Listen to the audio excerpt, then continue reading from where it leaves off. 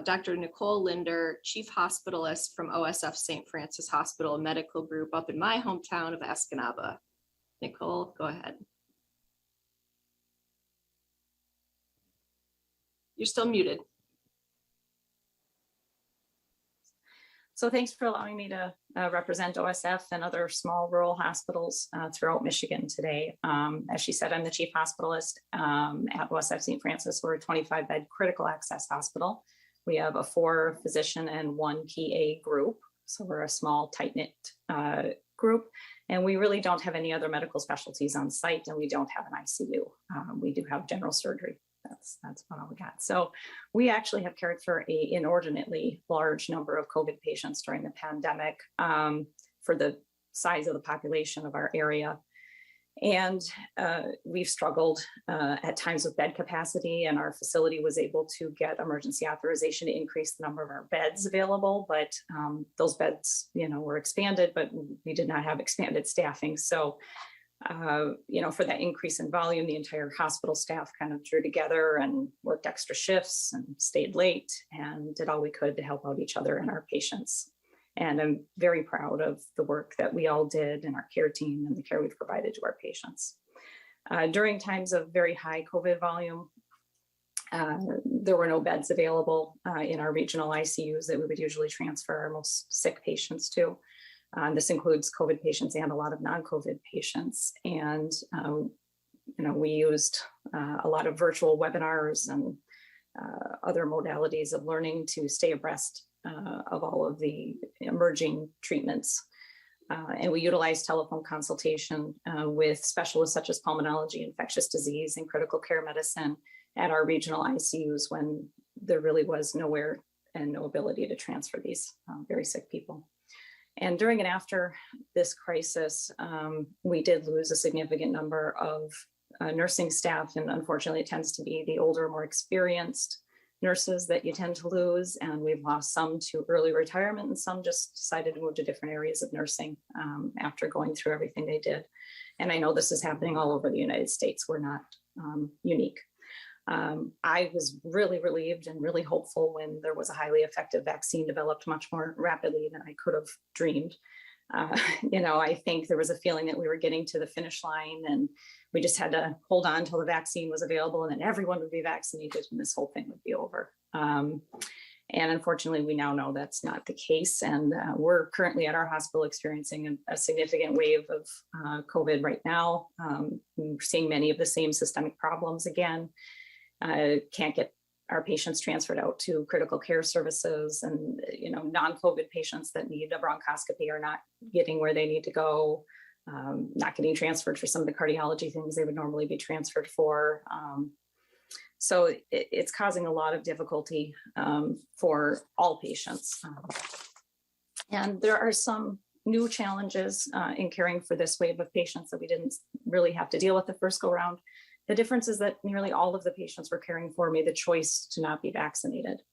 And we've seen very few vaccinated patients in the hospital, less than I can count on one hand. None of them have been very critically ill. None of them have died of the disease during our time with them. And the patients that we're caring for, and usually their family members that we do deal closely with during their stay, a lot of them have a distrust of medicine in general, and that's part of why they were not vaccinated. There seems to be a sort of disbelief when they are very ill and coming to the hospital that they could really be this sick from COVID. But at the same time, they really, want and expect, the highest level of care be provided. And there seems to be this erroneous belief that, all these patients should be at a tertiary care center, and that if we just gave the right cocktail of substances to them that we can cure this. And unfortunately, we all know that's not the case. The one thing really has struck me is most of the patients that give me a reason of why they're not vaccinated, it's because they don't want to inject some untested or foreign substance into their body. And I don't think that people realize that if they do become ill enough to be hospitalized, they're going to be injected with a lot of foreign substances, and most of them are less proven than the COVID vaccine. remdesivir, monoclonal antibody therapies, steroids. All these are very strong immunosuppressants, anticoagulants to try to prevent some of the thrombotic complications that we see with COVID. And, this is all to avoid getting a vaccine that has been proven to be safe and effective. And if you get the vaccine, you have a 0.001% chance of dying of a breakthrough infection. That's a staggeringly small number. And that is highly, highly effective. And I think people overestimate the effectiveness of the treatments that we have for COVID in comparison to the vaccine. The best treatment that we have so far that I'm aware of is dexamethasone, and that only decreases your risk of death by 20 to 30% if you have a moderate to severe disease, but you can't even give it in mild disease or it increases your risk of death. So we truly need to get the message across that our best treatment for COVID is to never get it in the first place.